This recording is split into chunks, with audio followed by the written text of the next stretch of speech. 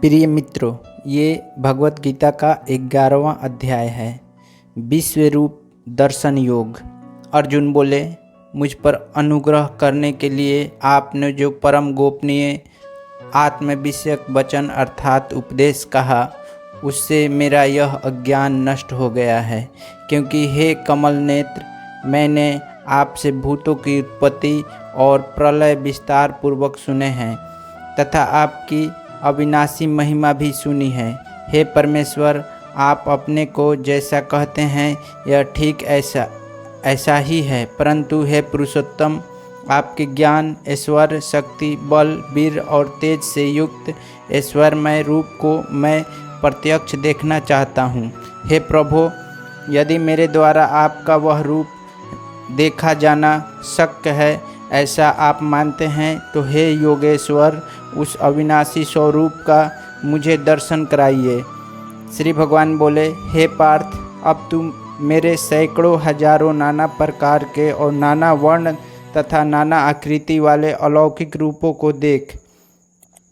हे भरतवंशी अर्जुन, तू मुझ में आदित्यों को अर्थात अदिति के 12 पुत्रों को, 8 वसुओं को, 11 रुद्रों को, दोनों अविनाशी कुमारों और 49 मरुदगणों को देख तथा और भी बहुत से पहले न देखे हुए आश्चर्यमय रूपों को देख।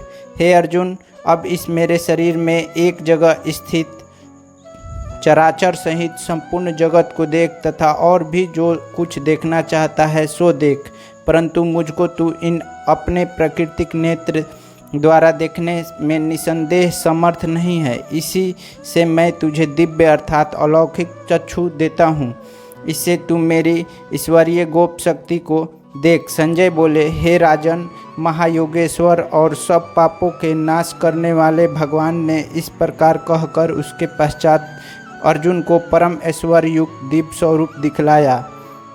अनेक मुख वाले, नेत्र से युक्त, अनेक अद्भुत दर्शन वाले, बहुत से दिव्य भूषणों से युक्त और बहुत से दिव्य शस्त्रों से हाथ को उठाए हुए, दिव्य माला और वस्त्रों को धारण किए हुए और दिव्य गंध का सारे शरीर में लेप किए हुए, सब प्रकार से आश्चर्यों से युक्त, सीमा रहित और सब ओर मुख किए हुए विराट स्वरूप परम देव परमेश्वर को अर्जुन ने देखा।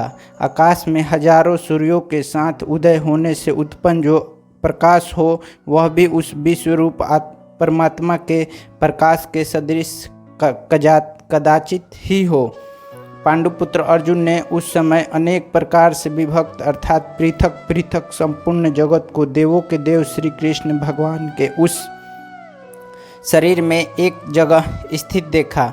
उनके अनंतर में वे आश्चर्य से चकित और पुलकित शरीर अर्जुन प्रकाशमय विश्वरूप परमात्मा को श्रद्धा भक्ति सहित सिर से प्रणाम करके हाथ जोड़कर बोले, हे अर्जुन, हे देव अर्जुन बोले, हे देव, मैं आपके शरीर से संपूर्ण देवों को तथा अनेक भूतों के समुदायों को, कमल के आसन पर विराजित ब्रह्मा को, महादेव को और संपूर्ण ऋषियों को तथा दिव्य सर्पों को देखता हूँ। हे संपूर्ण विश्व के स्वामिन, आपको अनेक भुजा, पेट, मुख और नेत्रों से युक्त तथा सब ओर से अनंत रूपों वाला देखता हूँ। हे विश्वरूप, मैं आपके न अंत को देखता हूँ, न मध्य को और न आदि को ही। आपको मैं मुकुट युक्त, गदा युक्त और चक्र युक्त तथा सब ओर से प्रकाशमान तेज के पुंज, प्रज्वलित अग्नि और सूर्य के सदृश ज्योति युक्त, कठिनता से देखे जाने योग्य और सब ओर से अपरिमेय स्वरूप देखता हूँ। आप ही जानने योग्य परम अक्षर अर्थात पर ब्रह्मा परमात्मा हैं। आप ही इस जगत के परम आश्रय हैं। आप ही अनादि धर्म के रक्षक हैं और आप ही अविनाशी सनातन पुरुष हैं, ऐसा मेरा मत है। आपको आदि, अंत और मध्य से रहित, अनंत सामर्थ्य से युक्त, अनंत भुजा वाले, चंद्र सूर्य रूप नेत्र वाले, प्रज्वलित अग्नि रूप मुख वाले और अपने तेज से इस जगत को संतप्त करते हुए देखा है। हे महात्मन, यह स्वर्ग और पृथ्वी के बीच का संपूर्ण आकाश तथा सब दिशाएं एक आपसे ही परिपूर्ण है तथा आपके इस अलौकिक और भयंकर रूप को देखकर तीनों लोग अति व्यथा को प्राप्त हो रहे हैं। वे ही देवताओं के समूह आप में प्रवेश करते हैं और कुछ भयभीत होकर हाथ जोड़े आपके नाम और गुणों का आचरण करते हैं तथा महर्षि और सिद्धों के समुदाय कल्याण हो ऐसा कहकर उत्तम स्रोतों द्वारा आपकी स्तुति करते हैं। जो 11 रुद्र और 12 आदित्य तथा 8 वसु साध्यगण विश्वदेव अश्विन कुमार तथा मरुदगण और पितरों का समुदाय तथा गंधर्व यक्ष राक्षस और सिद्धों के समुदाय हैं, वे सब विस्मित होकर आपको देखते हैं। हे महाबाहो, आपके बहुत मुख और नेत्रों वाले, बहुत हाथ जंघा और पैरों वाले, बहुत उदरों वाले और बहुत सी दाढ़ों के कारण अत्यंत विकराल महान रूप को देखकर सब लोग व्याकुल हो रहे हैं तथा मैं भी व्याकुल हो रहा हूँ, क्योंकि हे वैष्णव, आकाश को स्पर्श करने वाले देदीप्यमान अनेक वर्णों युक्त तथा फैलाए हुए मुख और प्रकाशमान विशाल नेत्रों से युक्त आपको देखकर भयभीत अंतःकरण वाला मैं धीरज और शांति नहीं पाता हूँ। दाढ़ों के कारण विकराल और प्रलय काल की अग्नि के समान प्रज्वलित आपके मुखों को देखकर मैं दिशाओं को नहीं जानता हूँ और सुख भी नहीं पाता हूँ। इसलिए हे देवेश, हे जगनिवास, आप प्रसन्न हों।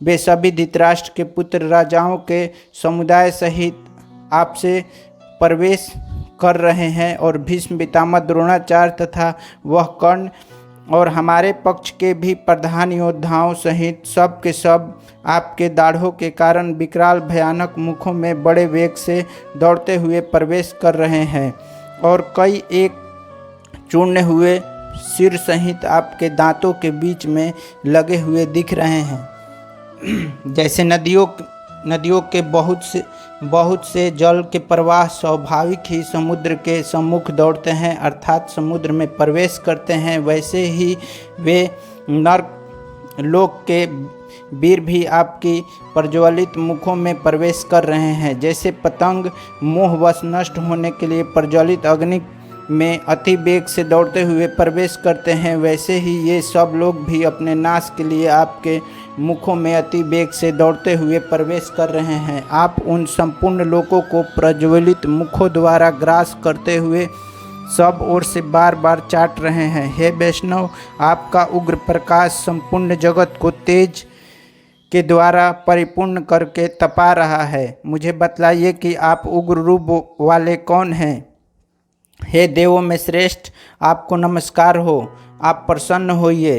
हे आदि पुरुष, आपको मैं विशेष रूप से जानना चाहता हूँ, क्योंकि मैं आपकी प्रवृत्ति को नहीं जानता। श्री भगवान बोले, मैं लोगों का नाश करने वाला बढ़ा हुआ महाकाल हूँ। इस समय लोगों को नष्ट करने के लिए प्रवृत्त हुआ हूँ। इसलिए जो प्रतिपक्षियों की सेना में स्थित योद्धा लोग हैं, वे सब तेरे बिना ही नहीं रहेंगे, अर्थात तेरे युद्ध न करने पर भी इन सब का नाश हो जाएगा। अतएव तो उठ, यश प्राप्त कर और शत्रुओं को जीतकर धन्य धान से संपन्न राज को भोग। ये सब शूरवीर पहले ही से मेरे ही द्वारा मारे हुए हैं। हे सभ्य सचिन, तू तो केवल निमित्त मात्र बन जा। द्रोणाचार्य और भीष्म पितामह तथा जयद्रथ और कर्ण तथा और भी बहुत से मेरे द्वारा मरे हुए शूरवीर योद्धाओं को तू मार। भय मत कर, निसंदेह तू युद्ध में बैरियों को जीतेगा, इसलिए युद्ध कर। संजय बोले, केशव भगवान के इस वचन को सुनकर मुकुटधारी अर्जुन हाथ जोड़कर कांपता हुआ नमस्कार करके फिर भी अत्यंत भयभीत होकर प्रणाम करके भगवान श्री कृष्ण के प्रति गदगद वाणी से बोले। अर्जुन बोले, हे अंतर्मयीन, यह योग्य ही है कि आप नाम गुण और प्रभाव के कीर्तन से जगत अति हर्षित हो रहा है और अनुराग को भी प्राप्त हो रहा है तथा भयभीत राक्षस लोग दिशाओं में भाग रहे हैं और सब सिद्ध गणों के समुदाय नमस्कार कर रहे हैं। हे महात्मन, ब्रह्मा की भी आदिकर्ता और सबसे बड़े आपके लिए वे कैसे नमस्कार न करें, क्योंकि हे अनंत, हे देवेश, हे जगनिवास, जो सत असत उनसे परे अक्षर अर्थात सच्चिदानंदन ब्रह्मा हैं, वह आप ही हैं। आप आदिदेव और सनातन पुरुष हैं। आप इस जगत के परम आश्रय और जानने वाले तथा जानने योग्य और परम धाम हैं। हे अनंत रूप, आपसे यह सब जगत व्याप्त अर्थात परिपूर्ण है। आप वायु, यमराज, अग्नि, वरुण, चंद्रमा, प्रजा के स्वामी, ब्रह्मा और ब्रह्मा के भी पिता हैं। आपके लिए हजारों बार नमस्कार हो। आपके लिए फिर भी बार बार नमस्कार। हे अनंत समर्थ वाले, आपके लिए आगे से और पीछे से भी नमस्कार। हे सर्वोत्तम, आपके लिए सब ओर से नमस्कार हो, क्योंकि अनंत पराक्रमशाली आप समस्त संसार को व्याप्त किए हुए हैं। इससे आप ही सर्व रूप हैं। आपके इस स्वभाव को न जानते हुए आप मेरे सखा हैं ऐसा मानकर प्रेम से अथवा प्रसाद से भी मैंने हे कृष्ण, हे यादव, हे सखे, इस प्रकार जो कुछ बिना सोचे समझे ठहात कहा है। और हे अच्युत, आप जो मेरे द्वारा विनोद के लिए विहार, शय्या, आसन और भोजन आदि में अकेले अथवा उन सखाओं के सामने भी अपमानित किए हैं, वह सब अपराध अपरमेय स्वरूप अर्थात अचिंत्य प्रभाव वाले आपसे मैं क्षमा करवाता हूँ। आप इस चराचर जगत के पिता और सबसे बड़े गुरु तथा अति पूजनीय हैं। हे अनुपम प्रभाव वाले, तीनों लोकों में आपसे समान दूसरा कोई नहीं है, फिर अधिक तो कैसे हो सकता है। अतएव हे प्रभु, मैं शरीर को भली भांति चरणों में निवेदित कर प्रणाम करके स्तुति करने योग्य आप ईश्वर को प्रसन्न होने के लिए प्रार्थना करता हूँ। हे देव, पिता जैसे पुत्र के, सखा जैसे सखा के और पति जैसे प्रियतमा पत्नी के अपराध सहन करते हैं, वैसे ही आप भी मेरे अपराध सहन करने योग्य हैं। मैं पहले न देखे हुए आपसे इस आश्चर्यमय रूप को देखकर हर्षित हो रहा हूँ और मेरा मन भय से अति व्याकुल भी हो रहा है। इसलिए आप उस अपने चतुर्भुज विष्णु रूप को ही मुझे दिखलाइए। हे देवेश, हे जगनिवास, प्रसन्न होइए। मैं वैसे ही आपको मुकुट धारण किए हुए तथा गदा और चक्र हाथ में लिए हुए देखना चाहता हूँ। इसलिए हे विश्वरूप, हे सहस्त्र बाहों, आप उसी चतुर्भुज रूप को प्रकट होइए।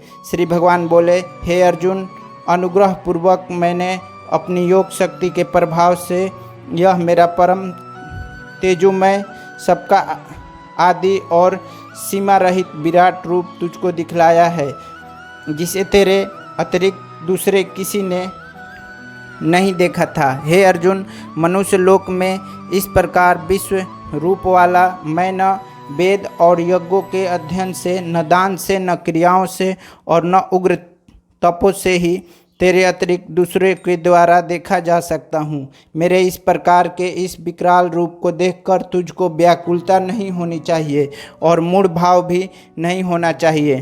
तू भय रहित और प्रीति युक्त मन वाला होकर उसी मेरे शंख, चक्र, गदा, पद्म युक्त चतुर्भुज रूप को फिर देख। संजय बोले, वासुदेव भगवान ने अर्जुन के प्रति इस प्रकार कहकर फिर वैसे ही अपने चतुर्भुज रूप को दिखलाया और फिर महात्मा श्री कृष्ण ने सौम्य मूर्ति होकर इस भयभीत अर्जुन को धीरज बंधाया।